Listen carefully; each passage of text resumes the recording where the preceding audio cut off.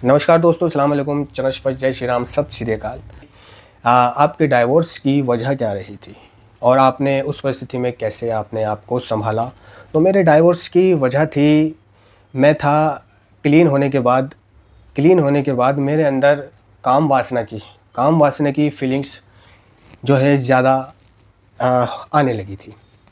ठीक है, तो मैं ये चाहता था कि अगर शादी हो जाए तो काम वासना के लिए इधर उधर मुंह मारने की या तरसने की ज़रूरत नहीं पड़ेगी।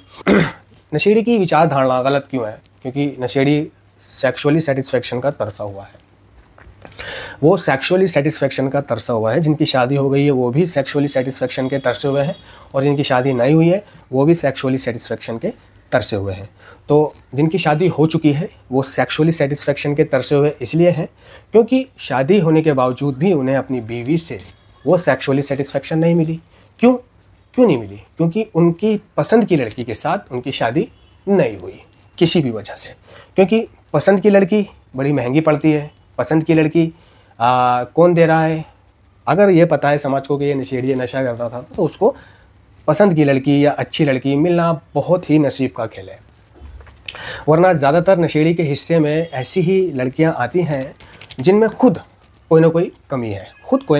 खूबसूरती की कमी है, या कामकाज की कमी है, घर गृहस्थी की कमी है, या वो दिमागी तौर पर कुछ परेशान है, या वो शारीरिक कोई विकलांगता है, या नाक नक्शा ठीक नहीं है, या तौर तरीका नहीं है, बात करने का तरीका नहीं है, सभ्यता नहीं है ना, गाली गुफ्तार वाली है, या लड़केबाज है जिसके मतलब शादी से पहले यार हैं, है ना। तो मतलब बहुत सारी, मैं कह नहीं पा रहा हूँ कि उसको एक सुंदर सुशील लड़की बड़ी किस्मत का, भाग्य का खेल है मिलना। तो जिनकी शादी हो गई है ना, उनको सेक्सुअली सेटिस्फेक्शन इसलिए नहीं मिली क्योंकि उनकी शादी उनकी पसंद की लड़की के साथ नहीं हुई जैसा कि वो चाहते थे। ठीक है, और जिनकी शादी नहीं हुई है उनको सेक्सुअली सेटिस्फेक्शन इसलिए नहीं मिल रही क्योंकि उनको भी उनकी पसंद की लड़की नहीं मिल रही है। क्योंकि पसंद की लड़की कोई ऐसा तो है नहीं कि ये पसंद आ रही है तो हाथ पकड़ के खींच लिया आ जा, नहीं। वो क्या करेंगे? वो कोठों पे जाएंगे, वो जीवी रोड जाएंगे, है ना। तो वहाँ पर पसंद की मिलना तो बहुत मुश्किल है, या उससे सेक्सुअली सेटिस्फेक्शन मिलना भी बहुत नसीब का खेल है। तो वहाँ पर तो दिमाग में ये फीलिंग होती है कि ये गंदी, ये छिनार सुबह से शाम तक करवा रही हैं, तो वहाँ पर भी सेक्सुअली सेटिस्फेक्शन नहीं मिली है। तो जिनकी शादी हो गई है वो कोठों पर, चकलों पर इसलिए जाते हैं कि वो उनके घर में जो है वो उन्हें पसंद नहीं है।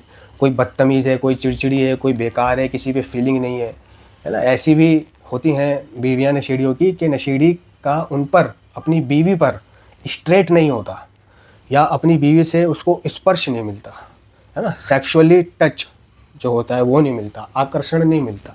तो वो अपनी बीवी का फ़ोटो मोबाइल में नहीं लगाएगा। वो अपनी बीवी को लेकर जो उसने सोचा होता था कि मैं घुमाऊंगा फिराऊंगा, जब मेरे पास कॉल आएगी तो वॉलपेपर दिखाई देगा मेरी बीवी का। मैं भी लोगों से कहूँगा तेरी भाभी बुला रही है, तेरी भाभी याद कर रही है, तेरी भाभी को घुमाने लेके जाना है, ठीक है, फिल्म दिखाऊंगा, ये करूँगा, वो करूँगा।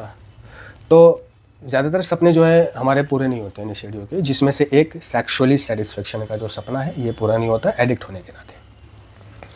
मैं चाहता था कि मेरी शादी हो जाए जल्दी से जल्द, ताकि घर में काम करने वाला भी हो जाएगा। माँ काम करती थी, सर्दी गर्मी, वो ज़ईफ़ हो चुकी है, वो सर्दी में काम करती थी, है ना, ठंड लगती थी उसको, गर्मी में काम करती थी, गर्मी लगती थी। और मेरी बड़ी बहन के पास जाकर वो रोती थी, मेरी माँ कहती थी कि मैं क्या करूँ, है ना, घर में बाप का भी सारे जो है हुक्म मैंने ही मानने हैं, और बेटों के भी खाने मैंने पकाने हैं, बर्तन भी मैंने साफ़ करने हैं, झाड़ू भी मैंने मारने हैं, सब कुछ मैंने करना है, मेरे बस की अब है भी नहीं, मैं क्या करूँ। तो मेरी माँ बहुत चाहती थी कि मेरी शादी हो जाए, लेकिन मेरी शादी हो नहीं रही थी। क्यों? मैं समाज में बदनाम था। मैंने लोगों में नशेड़ी होने के नाते लोगों को दिखा के नशा किया है। अपनी शान समझिए लोगों को दिखा के नशा करना, ये सबसे बड़ी गलती है नशेड़ी की। सबसे बड़ी भूल ये रही है कि उसके एडिक्शन ने उसके जीवन के हर एक क्षेत्र पर जो असर डाला है वो इसलिए डाला है क्योंकि उसने, जिसको नहीं भी पता है उसको भी बताया कि देखो मैं नशा करता हूँ। दुकान पे बैठ करके नशा कर रहा है, राह में नशा कर रहा है, किसी से भिड़ गया, लड़ाई हो गई, या तू मैं हो गई, तो उसको बता रहा है कि तू जानता है मैं कौन हूँ, टॉप का नशेड़ी हूँ, जितना तेरा वज़न नहीं है उससे ज़्यादा मैं नशा कर चुका हूँ, स्मैक पी चुका हूँ, और जितनी तेरी औकात नहीं है ना उससे ज़्यादा तो मैं रुपया जो है ना नशे में बर्बाद कर चुका हूँ। तो वो पूछ नहीं रहा है कि तू नशेड़ी है या तू क्या है, लेकिन नशेड़ी उसको खुद बता रहा है ना। तो जिसको नहीं पता वो उसको खुद बता रहा है। बस में जा रहा है, स्टॉप मार रहा है तो टीटी आए तो टीटीओ को 2 नंबर का स्टॉप है। कंडक्टर को हवाई टिकट 2 नंबर का स्टॉप है। अब लोग देख भी रहे हैं, ठीक है, और तो लोग मतलब जिसको नहीं पता है उसको बता रहा है कि मैं कौन हूँ, अपनी बढ़ाई समझ करके कि मेरी बढ़ाई हो रही है, मेरी शान बढ़ रही है, ठीक है। लोग उसके साथ खड़े नहीं होते थे तो वो सोचता था कि मैं बदमाश हूँ, डॉन हूँ, भाई जी हूँ, मेरे साथ बंदे खड़े नहीं होते, डरते हैं। तो डरना वजह नहीं थी, लोगों का ना खड़ा होना नशेड़ी के साथ वजह ये होती थी कि उनके माँ बाप अगर नशेड़ी के साथ खड़े हुए देख ले तो उनके माँ बाप उनको मारते थे कि उसके साथ क्या कर रहा था, तो वो रोकते थे उसको। तो नशेड़ी अपनी शान समझता था, इसलिए वो उसके एडिक्शन ने उसके जीवन के हर एक क्षेत्र पर असर किया। उसने बता कर दिखा कर नशा किया। उनमें से एक मैं भी नशेड़ी, जो मैंने भी दिखा कर चमका कर नशा किया। अगर मैं गाँव जा रहा हूँ तो गाँव भी मैंने नशा किया, ठीक है। मस्जिद में मैंने नशा किया, मतलब कोई जगह नहीं है सोफ्टे की, तो मस्जिद है घर के बराबर में, मस्जिद में घुसकर कोने में एक कबाड़ रखने की जगह है, वहाँ पर बैठकर मैं सामान पी रहा हूँ, ठीक है। मुझे मतलब मेरी आध्यात्मिकता इतनी शून्यता हो चुकी थी, मेरा ज़मीर इतना मर गया था कि मैं मस्जिद में नशा कर रहा हूँ, मैं कब्रों के ऊपर बैठ करके नशा कर रहा हूँ, है ना। निज़ामुद्दीन जा कर के जब शराफत का सामान मिलता था, कब्रों में बैठ कर नशा करना था, ठीक है, और सुलभ शौचालयों में नशा करना, है ना, और दरगाहों पे नशा करना, है ना, कब्रिस्तानों में नशा करना। तो आध्यात्मिक शून्यता, है ना, ज़मीर इतना मर गया था, ठीक है। और मस्जिदों से चोरी करना, ठीक है, और जूते चोरी करने के, शायद जूते कोई ख़रीद लेगा तो पीस आ जाएगा इसका। कपड़े चोरी करना, शायद इससे को कोई ख़रीद लेगा तो इसका सामान आ जाएगा, है ना। तो सबकी तरह एक मैं भी नशेबाज इसी प्रकार का रहा। सारे समाज को मेरे पता, मैंने गांव में नशा किया, जंगलों में नशा किया, और सारे दोस्तों को बता रहा हूँ कि मैं वहाँ बैठता हूँ, वहाँ पे चल मेरे साथ, उनको ले जा के नशा कर रहा। लोग मुझे जाते हुए देख रहे हैं उस जगह पर, है ना, कि ये उनका लड़का है और ये इधर कहाँ जा रहा है जंगल में। तो लोग दूर से देखते होंगे ज़रूर कि कर क्या रहा है ये। मुझे पता नहीं चलता होगा कि कौन मुझ पर नज़र रखे हुए है। मेरी नज़रों में तो ये है कि मैं सूम से गया हूँ और सूम से आ गया हूँ, मुझे किसी ने नहीं देखा, बाबा किसी को पता नहीं चला, लेकिन सब देखते थे, सबको पता होता था। क्योंकि गांव में शहर का आदमी जाता है तो वो अलग ही नज़र आता है, ठीक है, कि ये इधर क्या करने जा रहा है। और वैसे भी मेरी चाल ढाल, एक्टिविटी, हरकत नशेबाज वाली तो थी। ये तो मैं समझता था कि मेरी एक्टिविटी में बहुत संभाल के चल रहा हूँ, अपनी एक्टिविटी को कंट्रोल करके जी रहा हूँ वहाँ पर, कि किसी को पता नहीं चल रहा है, नहा धो के बाल काट के अच्छे से रह रहा हूँ। और जब मैं लोगों में होता हूँ तो अपने आप को नियंत्रण करके रखता हूँ कि लोगों पे शक ना हो। मेरी छाएँ आ रही हो तो छाएँ नहीं लूँगा, है ना, और बात कुछ ऐसी नहीं करूँगा कि जिससे मैं नशेबाज साबित हो जाऊँ। लेकिन नशेबाज साबित होना तो वो हमारे आकर्षण में दिखाई देता था, चाहे हम अंदर से, यानी कि मैं कितनी भी कोशिश कर लेता था कि मैं ये साबित नहीं होने दे रहा कि मैं नशा करे हुए हूँ, लेकिन लोगों को पता चलता था कि मैं नशा करे हुए हूँ। तो इस तरह सारे समाज में बदनाम हो चुका था मैं। नशा छोड़ने के बाद मेरा परिवार जो है एक धार्मिक परिवार है, उसने मेरी शादी कराने के लिए जो है पहले तो ये सोचा कि ये अभी शादी के लायक हुआ नहीं है, पहले इसका काम हो जाए, ठीक से नशा छोड़ दे, सेहत वेहत बन जाए, और अभी इसकी उम्र ही क्या है, ठीक है, करा देंगे, अभी वक्त कौन से निकल गया, अभी उम्र कौन सी निकल गई है। और चलते फिरते जैसे किसी की शादी निकली गांव में, शादी में गए तो किसी से जिक्र कर दिया भाई हमारा लड़का है, उसके लिए कोई लड़की ढूंढना ही है। वो उसने कहा भाई ठीक है ढूंढूंगा, जवाब दे दूंगा। उसने जवाब दिया, नहीं दिया, सालों गुजर गए, उसमें किसी ने जवाब दिया तो उसने कहा भाई एक जगह मैंने बात चलाई है, ठीक है। अब जहाँ उसने बात चलाई थी उन्होंने दूसरों से पूछा लड़के के बारे में, दूसरों ने उनको बता दिया कि वो तो बहुत नशा करने वाला लड़का है, वो तो नशा करता है नशा करता है। ये बात हमें बिचौली ने तो बताई नहीं कि वो नशा करता है, उसने तो ये कहा नहीं कि वो नशा करता है ना। उन्होंने पूछा भाई ऐसा ऐसा पता चल रहा है कि वो नशा भी करता है। बिचौलिए ने कहा, फैमिली ने कहा भाई नहीं नशा करता नहीं है, नशा करता था। तो जिस बेटी के परिवार को ये पता चल जाए कि जिससे वो अपने बेटी की शादी करा रही है वो लड़का नशा करता नहीं है, नशा करता था, वो जब भी अपने बेटी की शादी नहीं कराएगी उस बंदे से जो नशा करता था। क्योंकि नशा वो गंदी चीज़ है। क्योंकि पुराने ज़माने के लोग, हमसे पहले के लोग जो गुजरे हैं नशेड़ी, वो ऐसे गुजरे हैं कि वो नशा कर करके मर गए, लेकिन उन्होंने नशा नहीं छोड़ा। और जिन्होंने नशा छोड़ा महीना 2 महीना, ठीक है, तो महीना 2 महीना छोड़कर वो फिर नशा करने लगे। किसी ने 2-3 महीने छोड़ा, इन 2-3 महीनों में उसकी शादी हो गई। शादी के बाद वो फिर पीने लगा, फिर पीने के बाद फिर अपनी बीवी बच्चों को परेशान करने लगा, फिर उनके तलाक वलाक होने लगे, लड़की अपने घर आ गई, तलाक हुई, बर्बादी हुई। तो ये छाप छोड़ रखी है पहले के नशेबाजों ने समाज में, तो लड़की के घर वाले डरते हैं कि नहीं भाई, जो नशा करने लगा वो नशा छोड़ नहीं सकता, क्योंकि पहली मिसालें उन्होंने देखी हैं कि छोड़ दिया था फलां ने फिर पीने लगा, ढमका ने छोड़ दिया था, उसकी शादी हो गई थी वो फिर पीने लगा। ठीक है, तो जिसको अपनी बेटी आपको देना है वो ये बात ज़रूर सोचेगा कि आप नशा कर सकते हो, तो उसकी बेटी का क्या होगा। तो वहाँ से मना हो जाती थी। दूसरी जगह सवाल डाला तो वहाँ नहीं पता कि ये लड़का नशा करता है, तो बाद में किसी ने बता दिया, क्योंकि लड़की वाले तो पूछताछ करते ही हैं लड़के के बारे में सूम से। तो उस पूछताछ में कुछ दुश्मन ऐसे हुआ करते थे जो कि अपने ही हुआ करते हैं, अपने ही गिराते हैं नशे मन पे बिजलियाँ। तो कुछ अपने ही लोग ख़ास हमारे इर्द गिर्द रहने वाले, जिनकी हम इज़्ज़त करते हैं, सलाम करते हैं और अपना मानते हैं, वही लोग हैं जिन्होंने पिन मारी है। मतलब मैं क्लीन चल रहा हूँ, नशा नहीं कर रहा हूँ, काम काज कर रहा हूँ, अपनी ज़िंदगी जी रहा हूँ, बस मोटा नहीं हो रहा, तंदुरुस्त नहीं हो रहा। तो जब पूछताछ उन तक पहुँची तो उन्होंने अपनी खार निकालने के लिए कि नहीं जी वो तो नशा करता है, उसका कोई भरोसा नहीं है, वो आज नहीं कर रहा कल करने लगे, वो चाहते तो वो ये कह सकते थे कि नहीं वो पहले नशा करता था, अब नशा नहीं करता है, अब उसको इतना वक्त हो गया नशा ना करे हुए, अब वो काम करता है, इज्जत से जीता है। लेकिन उन्होंने पिन मारा।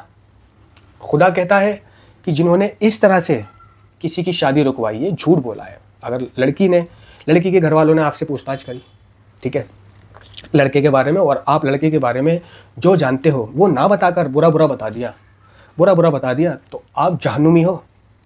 दूसरे, जो आप दूसरों के साथ कर रहे हो बुराई, उसके अच्छा होते हुए भी आपकी औलाद के साथ भी, आपके भाई बेटी के साथ भी, या खुद अगर आपकी शादी नहीं हुई है तो आपके साथ भी वही चीज़ होगी, ठीक है, उसका परिणाम आपको लेना पड़ेगा। जब आपका बेटा बड़ा हो जाएगा, अगर आपकी शादी भी हो चुकी है, तो आपके बेटे की शादी में यही अड़चन पैदा आएगी कि आपका बेटा भी नशा करने लगेगा, ठीक है, और वो भी समाज में बदनाम होएगा। और जब आप उसका रिश्ता करोगे, है ना, और लोग आपके लड़के की पिन मारेंगे जबकि आपके लड़के ने नशा छोड़ रखा है, तब आपको वो दिन देखना पड़ेगा।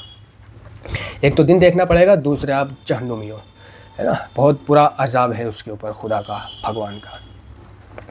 तो मेरे अपनों ने पिन मारे, मुझे उनके बाद में नाम पता चले, है ना, कि वो फलां व्यक्ति था, ढमका व्यक्ति था, उसने मेरी पिन मारी है, जिसकी वजह से मेरा रिश्ता टल गया, वरना मेरा रिश्ता हो जाता।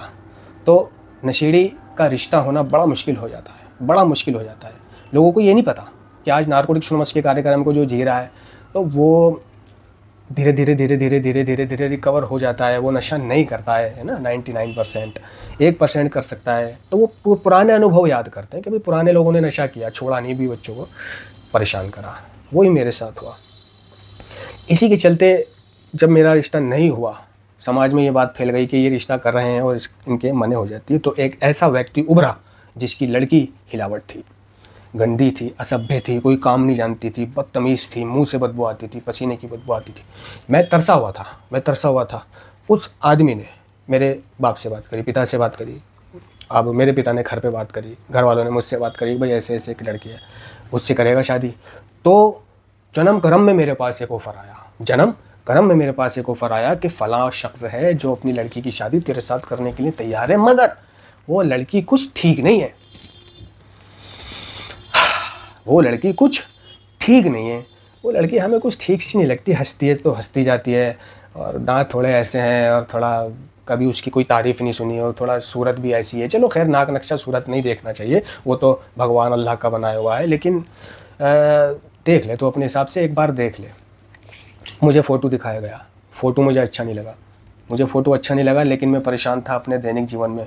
जो मेरी माँ मेरी बहन के घर जाके रोती थी कि मैं क्या करूँ, सारे घर का काम मुझे ही करना पड़ता है ना, कोई सहारा देने वाला नहीं है, सब काम भाई का, बहन का, इसका उसका मुझे ही करना पड़ता है। पिता आता है घर पे तो पिता भी को खाना देना, इसको खाना देना, तो वो चीज़ें मुझे याद आई, अपनी तनहा रातें याद आई, ठीक है, अपना बिस्तर खुद साफ़ करना याद आया, अपने कपड़े खुद धोने याद आए, अपना घर खुद साफ़ करना याद आया, अपने बर्तन खाने से पहले खुद धोने याद आए, है ना, और 100 अस्त-व्यस्तता मुझे याद आई जो मुझे मेरे दैनिक जीवन में परेशान कर रही थी, है ना।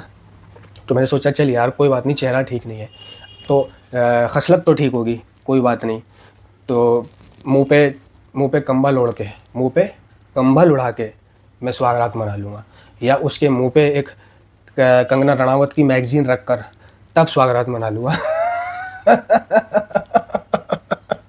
ऐसे विचार मैंने एक भाई से शेयर भी करा, सेंटर वाले से, शुरू में कहने लगा अब क्या करें, है ना, अब यही है तो चल कर ले, अब घर वाले अगर इसी से। मैंने भाई वो मेरे को पसंद नहीं है कि ऐसा है, देख तो में से 50 नशेड़ियों को अपनी बीवी पसंद नहीं है।